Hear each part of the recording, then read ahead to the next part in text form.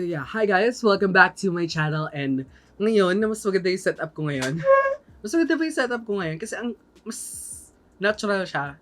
So anyway, pagpasensya rin yung beard ko. Medyo may shadow dito pero I just looking for a softbox and a photo reflector para ma-cancel yung shadow dito. But anyway, welcome back to my channel, and for this video, I'm going to share you my current favorite makeup products that I've been using for the past few months, and most especially past few years. Ito yung mga products na I really tried and I really love these products. So, without any further ado, please make sure to watch the whole video. So for this video, I'm going to show you my giveaway. Most especially, this is in partnership with Doc Sophia and Doc Sam, which is from Vanity Makeup MNL. So if you want to join the mechanics, most especially in this giveaway, and if you want to know makeup product that we will be giving away, this is the Mint to Be ColourPop eyeshadow palette, and I really love these shades. But unfortunately, di ko to makkeep kasi para sa inyo to. So anyway, this is the makeup product that we will be giving away for you guys, most especially. Alam ko namang you really want an eyeshadow palette. Ito yung reward ko sa inyo dahil sa unending support nyo sa akin, most especially in my YouTube journey here, and most especially Instagram. So if you want to follow me on all my social media platforms, please make sure to follow me, which lalagay ko lang dito. So without any further ado, let's start with the video. So okay, medyo na-manage ko yung lighting and I'm currently testing out this new lighting, guys. Kasi I just want to try it out and naka-auto ko. And I think mas maganda yung ganito, no? Mas maganda siya. So ito na lang yung current na settings na gagamitin ko. Para maiba naman tayo. So, I've already done my base, guys, ha? I've used the Sunglow by Fresh Tinted Sunscreen and the Vice Cosmetics Foundation Powder. Ito yung mga ginamit ko. By the way, guys, medyo temporary lang tong background light na to. Kasi, I've been testing out and bala ko bumili ng background na white para magandang mag-bounce back yung color. Kasi, ayoko naman na ayoko yung curtain ko kasi nagba-bounce off talaga. Mukha siyang pangit. Pero, I love the contrast here. Ano mas prefer nyo? Mas gusto ko yung ganito, promise. Mas real life siya. So, I'm going to zoom you in para makita nyo lahat. By the way, guys, I've used the Sunglow by Fresh Tinted Sunscreen. I really love this product, and most especially that they cater my shade. I'm using the deep shade for my outer perimeters and my on the medium shades sa conceal kung saan ako nag-conceal, and ang ganda niya. And I used the Vice Cosmetics powder and the shade Morena and the shade So Pinay. Kailangan ko iset ko yung makeup ko, and most especially that I've been loving this setting spray from MAC, which is the MAC Fix Plus. Ito yung pinaka nagugustuhan ko sa lahat, really. Ito yung paborito kong product and my favorite kind of set. Talagang, I love this. Pero, so I use the MAC Fix Plus. Ito talaga yung pinaka nagugustuhan ko sa setting spray that I've used for the past few years and past few months talaga.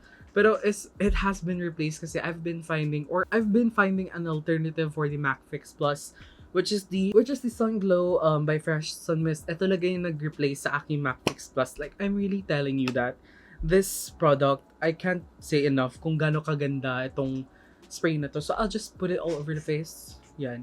Gamitin ko siya all over the face.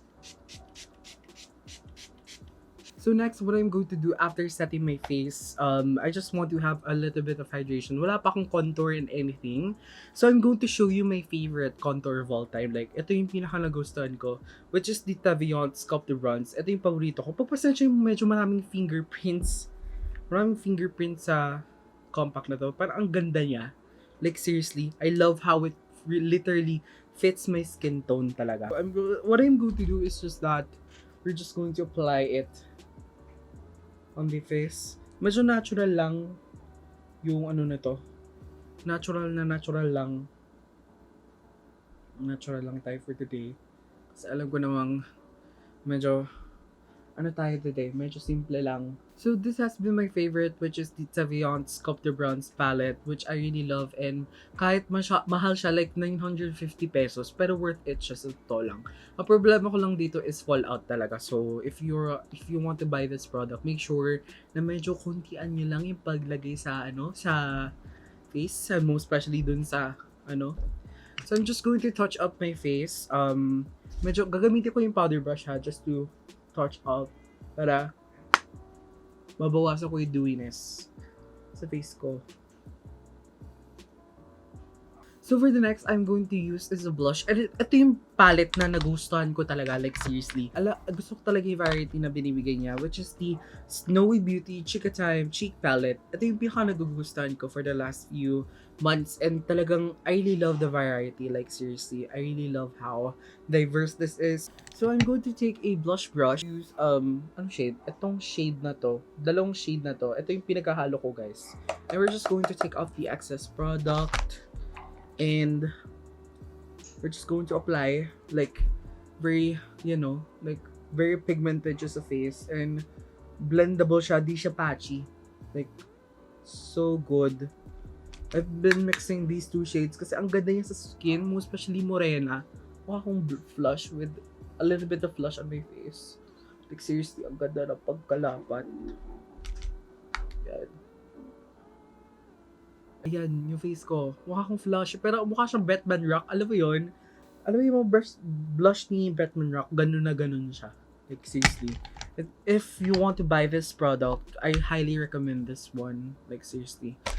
Sinasabi ko sa inyo, pag gusto niyo ng variety and worth it yung products mo, and most especially na marami siyang shades for if you're an aspiring makeup artist or makeup enthusiast, this is a must-have palette talaga.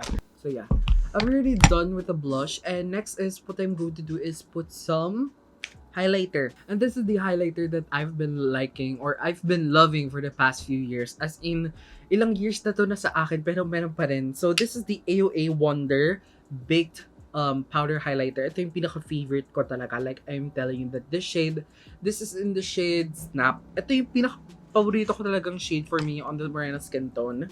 And talagang malalaman mo talaga na perfect siya for building up your highlighter, most especially na gusto mo na natural and di mo gusto na masyadong nag-emphasize ng pores mo. I'm just going to use the Morphe M510.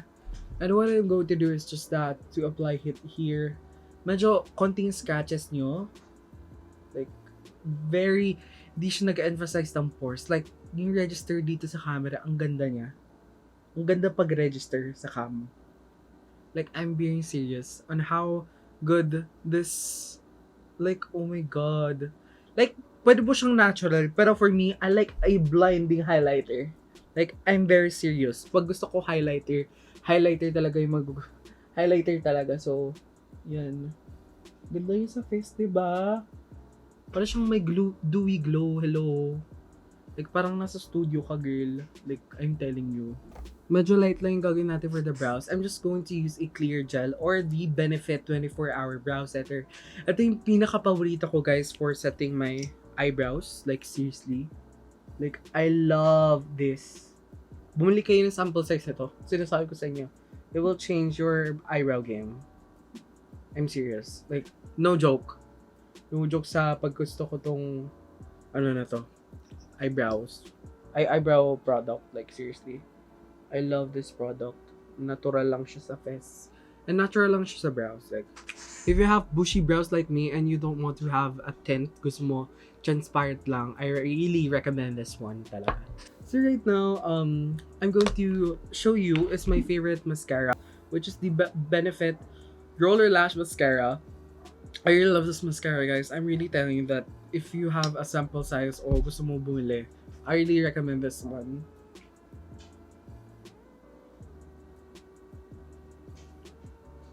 Kasi, yun nga, para pantay.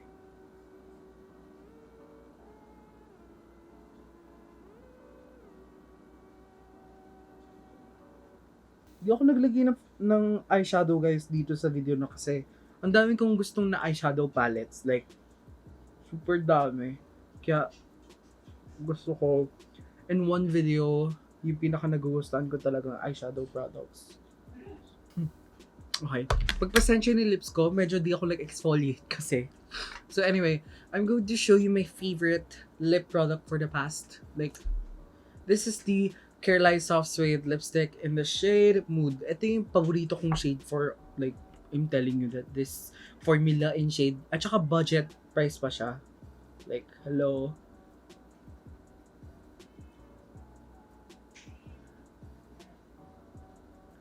Like, ang gandang shade for me sa morena ako ah. So yan guys, this is in the shade Mood, which is the Caroline Soft Suede lipstick.